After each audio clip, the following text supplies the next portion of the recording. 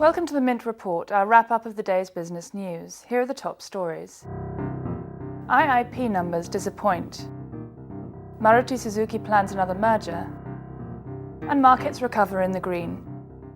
First up, bad times for the economy continue. The IIP numbers released on Tuesday presented a rather dismal picture of the economy.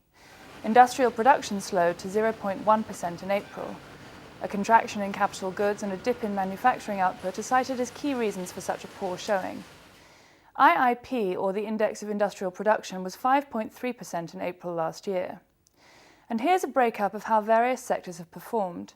The manufacturing sector grew barely 0.1% as against 5.7% in April 2011. Capital goods output declined by 16.3% against growth of 6.6% in the same month last year.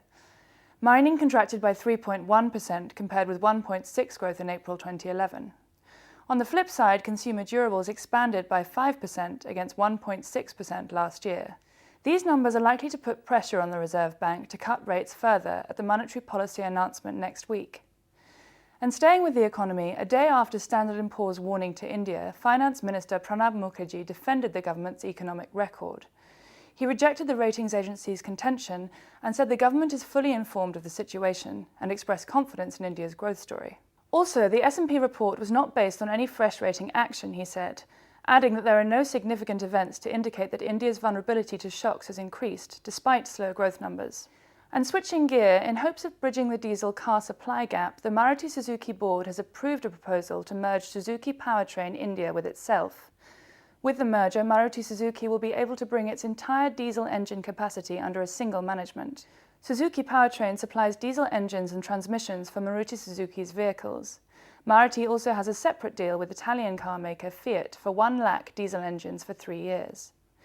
The company is hoping to get regulatory clearances by December. Maruti has no plans to cut jobs post the merger.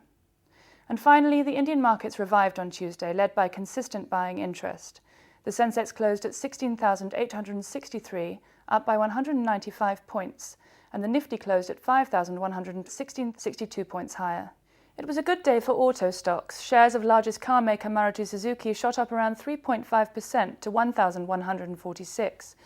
Tata Motors closed at 243, up 3.14%. Banks also had a good trading day. The country's largest lender, State Bank of India, rallied around 2% to close at 2,207, and HDFC gained 1.8% to finish at 550. And that's all we have for you. Thanks for watching.